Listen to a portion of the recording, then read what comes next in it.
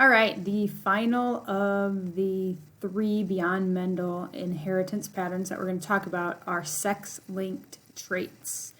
These are exactly as the name says. These are traits that are linked to the gender of the child because these are traits of which the genes are found on the sex chromosome. So either the X chromosome, remember females have 2 X chromosomes, or maybe the Y chromosome.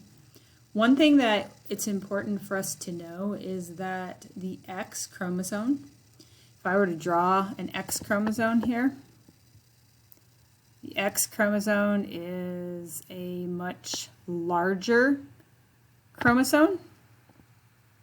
And so we're going to draw all of the chromosome here. So that's the X chromosome, and the Y chromosome is actually, we draw it like that, XY, because it's missing some of the information.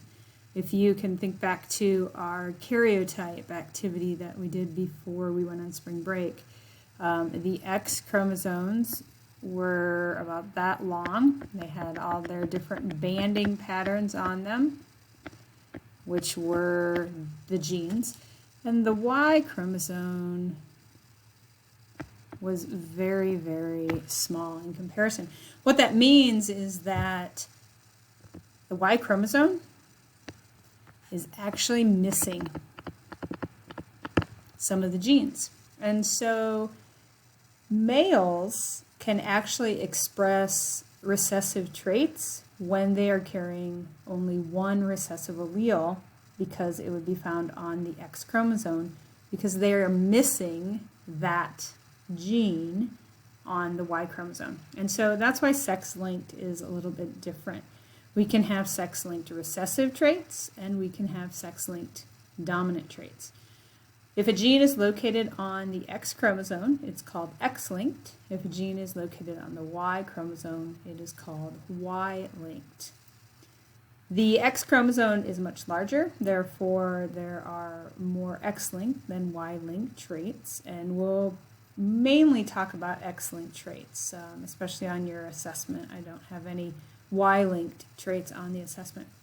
A great example, a common example of an X-linked trait is something known as red-green color blindness. If you look at this image right here, and you stare at it, a person with red-green color blindness might not see the 5 in the center of the color version test. And so when you look at this circle, if you see the more greenish colored 5 in the middle, that means that you do not have color blindness. That means that you can see red-green color. Some individuals, some of you, might even look at this and realize, hey, I can't see any numbers in there. That could be an indication that you are red-green colorblind. So when we talk about sex-linked traits, we have to make sure that we carry them on the X and the Y. And so a female is XX, and the male is XY. And so when we're talking about a sex-linked trait, we're always going to use XX for the female and XY for the male. And the allele that we're looking at for the trait, we're actually going to write as a superscript.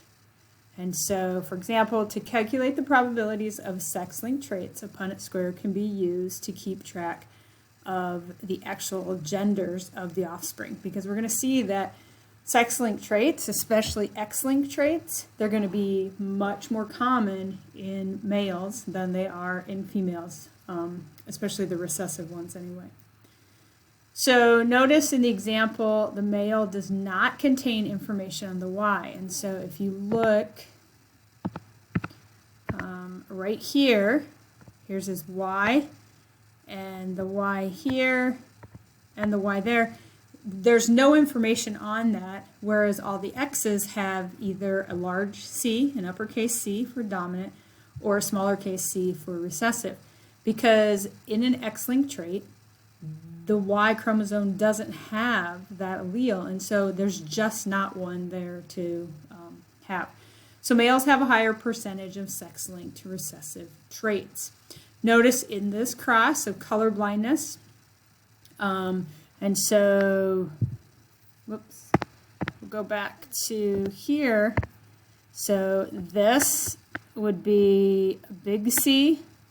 This is normal color vision, and then an X with a little c would be the recessive, which could lead to color blind. However, if you're female, the only way you can be colorblind is if you have both recessive alleles on both of your X's. In a male, because you only have one X, you only need one recessive allele, and you will be colorblind. And so if we have a parent who we have right here, a female who has normal color vision, and we have a male who is colorblind, it's the little c, and we put them together, we will get a female that is normal color vision, normal color vision, and so the offspring of this couple, all of their females will have normal color vision. However, we're going to introduce a new term here, and we're going to say that they are carriers. When we are talking about a recessive trait, an individual who is a heterozygous is a carrier of that recessive trait. And so most of the time we're talking about this with disorders. If you're a carrier of the recessive trait, but you don't have it because it's recessive, you need both of them. And so this male actually has color blindness.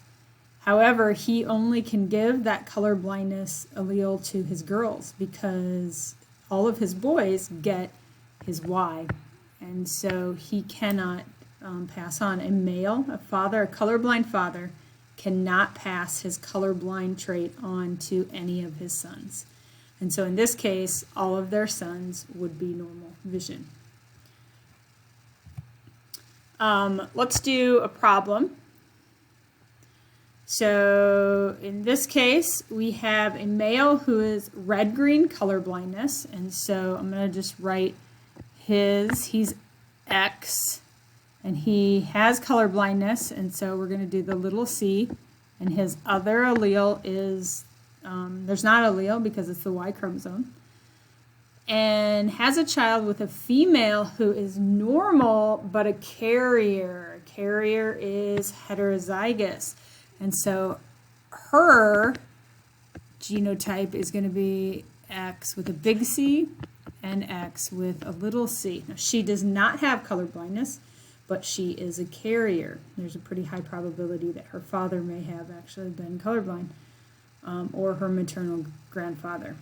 And so when we put these two into a Punnett square, we'll take a look.